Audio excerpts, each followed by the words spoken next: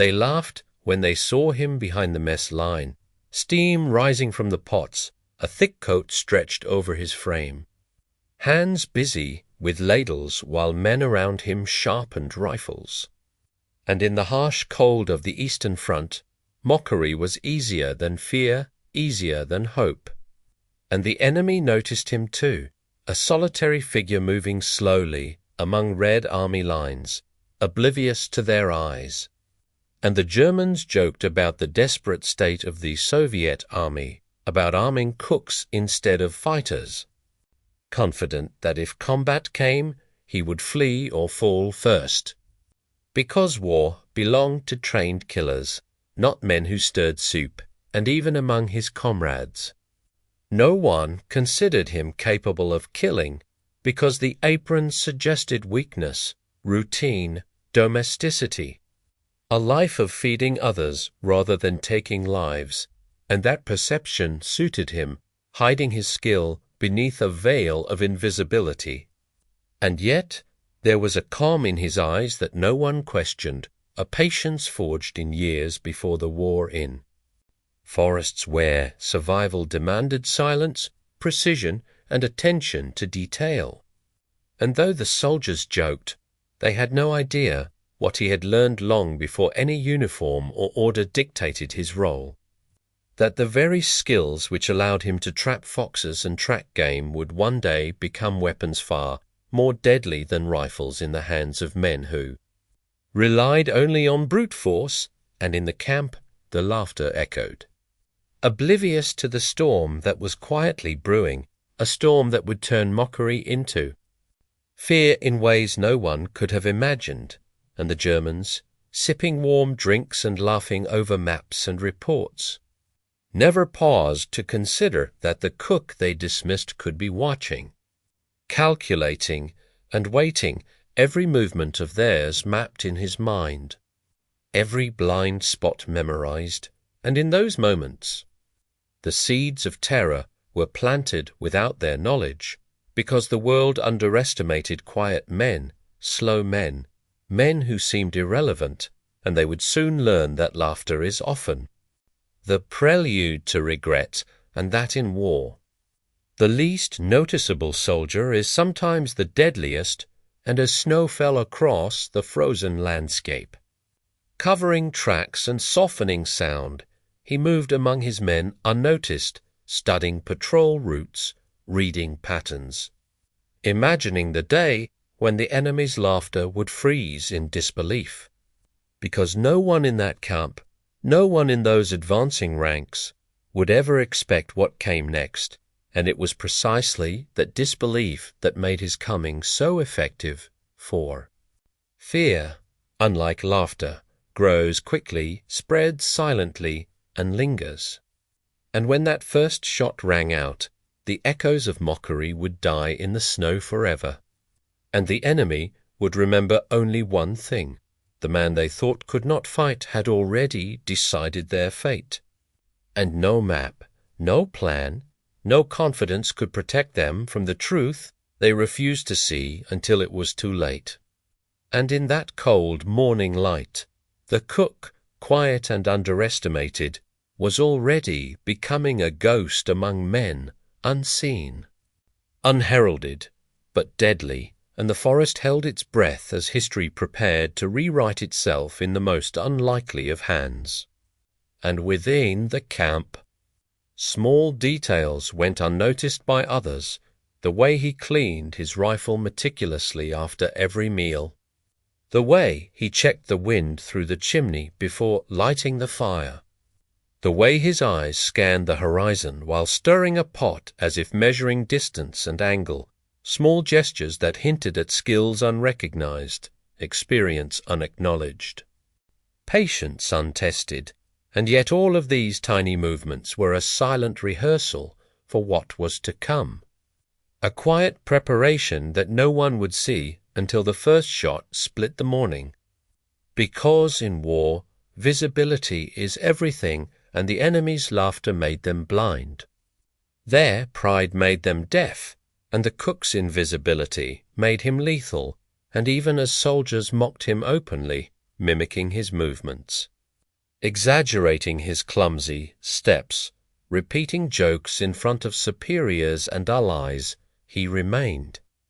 Patient, unreadable, untouchable in his mind, mapping snowdrifts,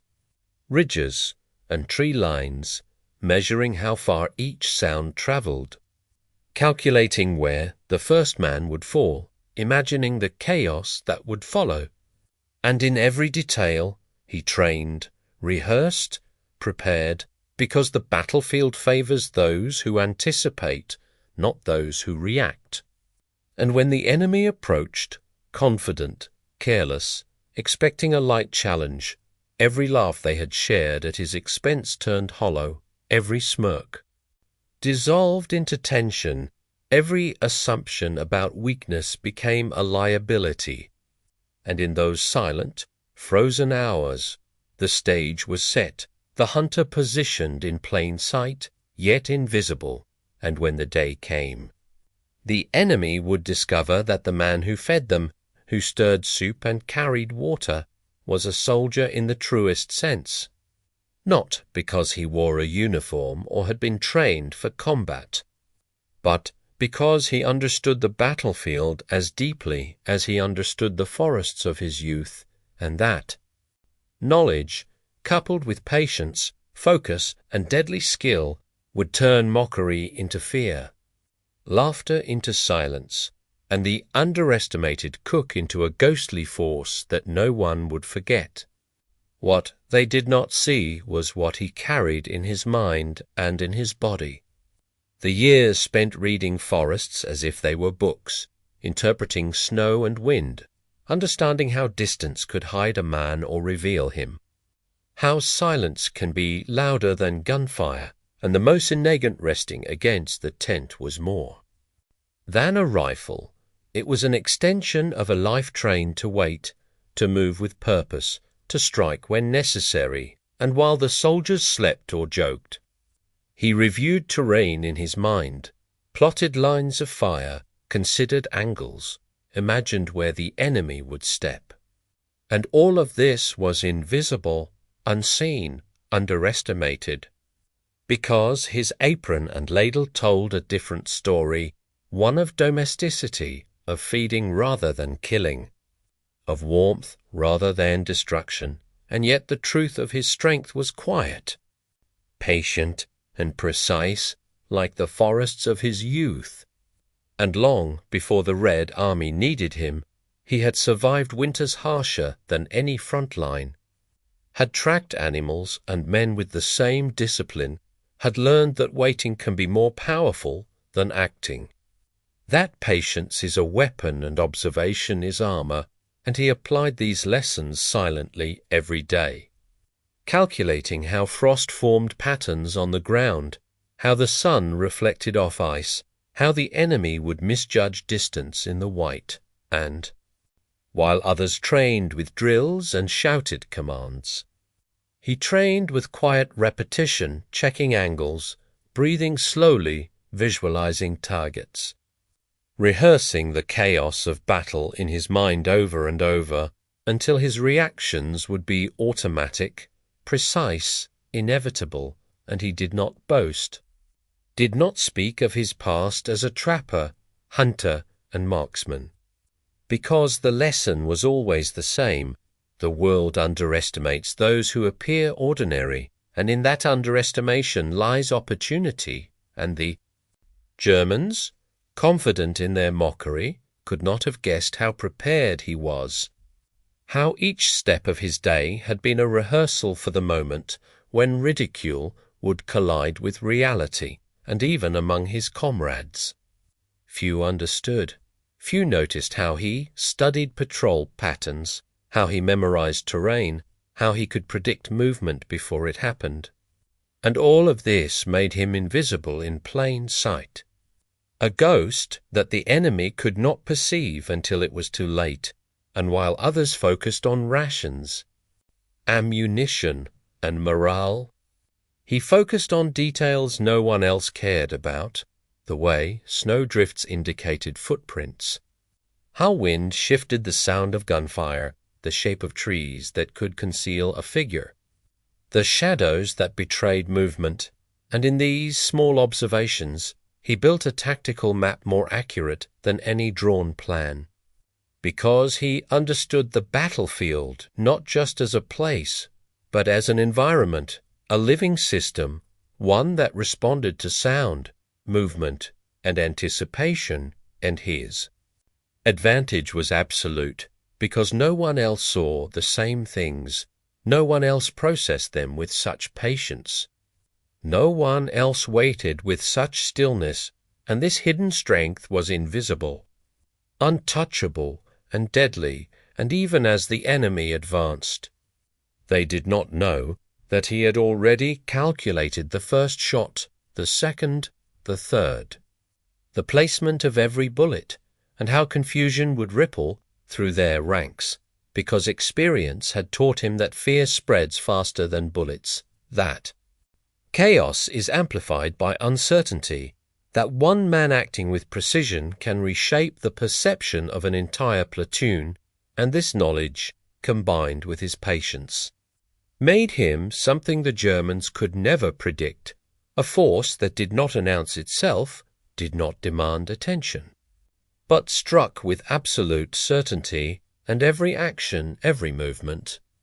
every calculation had been honed long before the war, in forests, in snowstorms, in silence, in solitude, where mistakes meant hunger, failure, or death, and this was not arrogance, but preparation, the difference between survival and being forgotten, and as he adjusted the Mosin Nagant, checked the sight, noted the angle of the sun on ice, felt the wind on his cheek, he was not nervous, not impatient, not human in the way the enemy expected. He was a hunter, a tactician, a man who had learned to become invisible until the moment he needed to be seen, and this hidden strength, quiet and uncelebrated, would soon reveal itself, and when it did, the enemy would learn the fatal cost of mockery, and that the quiet, patient, underestimated Cook was not just a soldier, he was a force of nature, and the battlefield was about to prove it. As every calculation he had made, every detail he had noted, every lesson from his past life, converged into a single unstoppable reality, one that the enemy could neither anticipate nor survive, because the world never prepares for what it refuses to see. And in the cold, silent morning, the hidden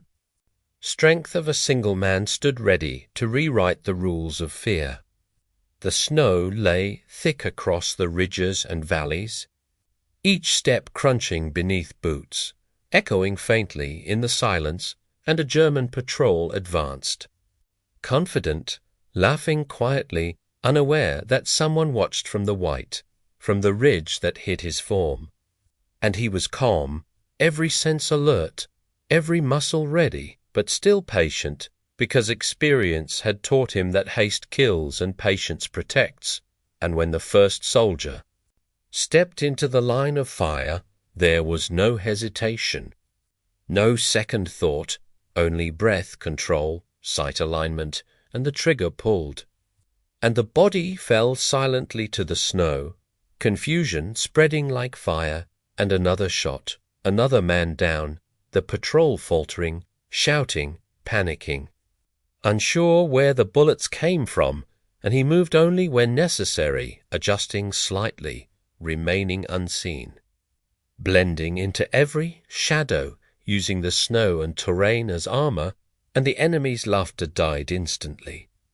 replaced by disbelief, a creeping fear that tightened around their hearts, as each man realized that what they had mocked was killing them with perfect precision, and in minutes a confident platoon of trained soldiers became scattered, panicked, wounded, or dead, moving blindly, shooting blindly, fighting ghosts in the snow, because he was everywhere and nowhere, the hunter, the cook, the ghost who had waited patiently until the perfect moment to strike, And even when they tried to regroup, to aim, to retaliate, the terrain favored him. Their panic betrayed them, and he knew every ridge, every tree, every blind spot, because he had imagined it all in his mind before the first shot,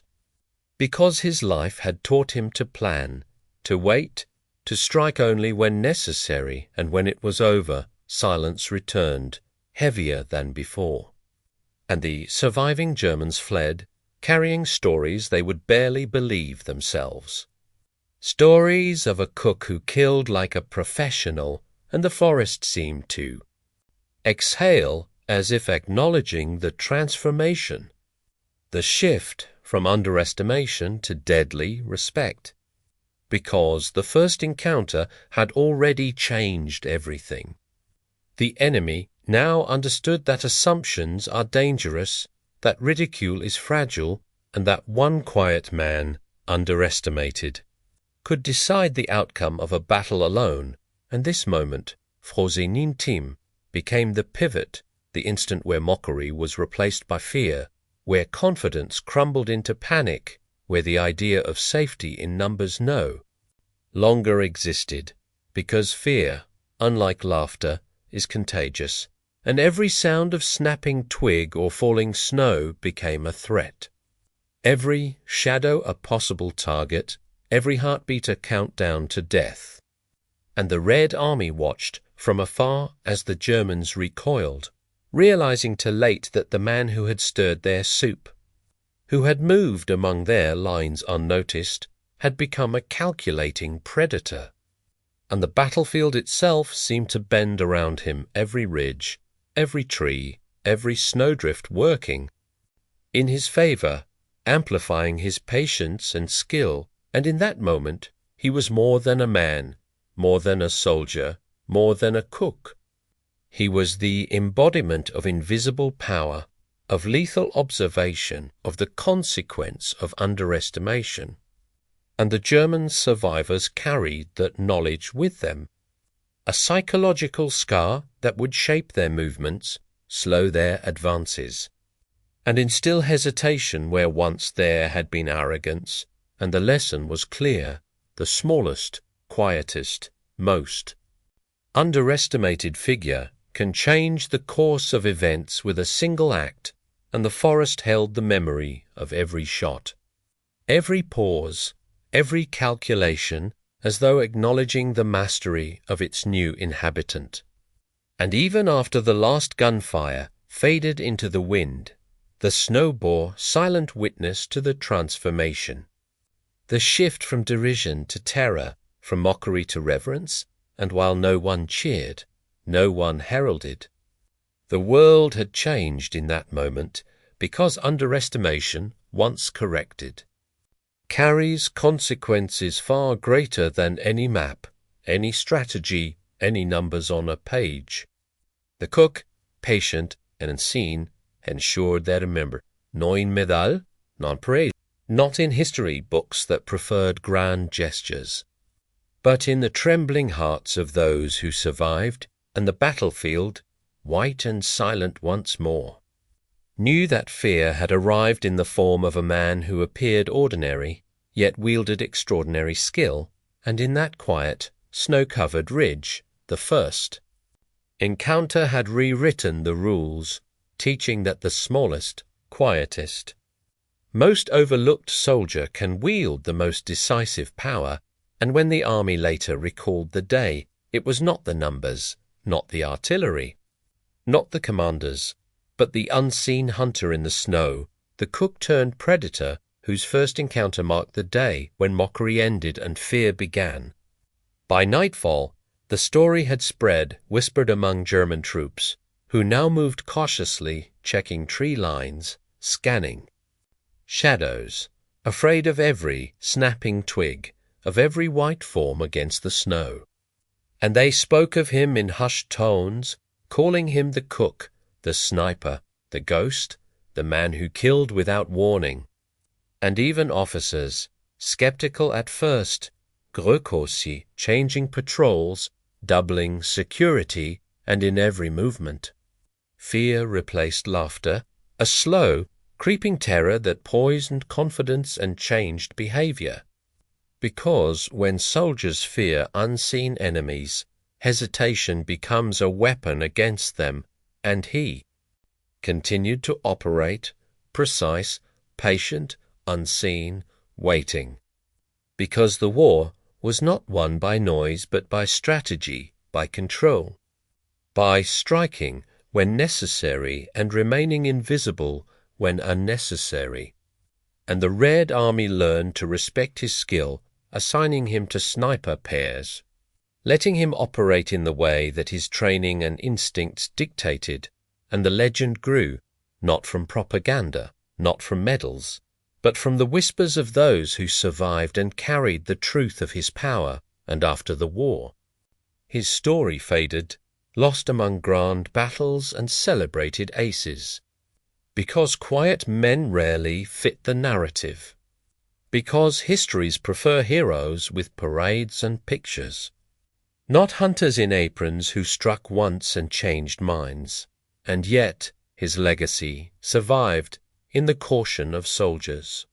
in the lessons of patience, in the knowledge that underestimation kills, that laughter can blind, that the smallest, quietest figures often wield the greatest power, and in the forests, in the snow, in the ridges where he waited, his story remains, a reminder that every soldier, no matter how overlooked, has a role to play. En tas de fois, unlike laughter, lingers, shapes behavior, and teaches memory. And in every modern lesson about sniper tactics, in every discussion of psychological impact in battle, his actions are a quiet ghost, a shadow behind the lines. Proof that war is not only won by the visible, but by the invisible, the underestimated, the ones who seem irrelevant until they are the most important. And the cook who became a sniper remains, in story and in legacy, a silent warning to never underestimate any man, because the battlefield remembers. And history, even when it forgets names, remembers results, and the lesson of fear replacing laughter is timeless. Because the moment the first shot fell, the shift in perception had begun, and from that instant forward, every enemy patrol, every cautious advance, every whispered warning bore the imprint of a single man's skill, patience, and deadly precision, and though medals and parades would never tell his story, it was written clearly in the behavior of the enemy, in the survival of his comrades, and in the snow-stained memory of the battlefield itself, a lesson repeated silently with every movement, every calculated pause, every breath taken in anticipation and in the quiet aftermath as the forest reclaimed the traces of battle. As snow fell over footprints and blood alike, his legend lived on in the most profound way, in fear that teaches respect, in patience that ensures survival, and in the unspoken truth that the underestimated often carry the greatest power. And even decades later, historians, strategists, and soldiers studying tactics, patience, and psychological warfare can trace the effects of a single man who was ignored until he acted, who was laughed at until he killed, who was overlooked until the moment his presence became undeniable. And in that, his story endures, a testament to preparation, focus, and the quiet mastery of skills honed in life before war, reminding the world that courage and lethality do not always announce themselves, that power does not always wear medals, and that underestimation, once corrected, leaves a mark far deeper than any report or record. And the cook, patient, unseen, underestimated, taught the most important lesson of all: never judge a man by what he appears to be, for what he can become may be far greater, far deadlier, and far more consequential than anyone could imagine, and when laughter finally ended, it was replaced by a silence that spoke louder than any victory cheer, because the battlefield and those who survived it would remember. And that memory became his legacy, timeless, uncelebrated, but indelible.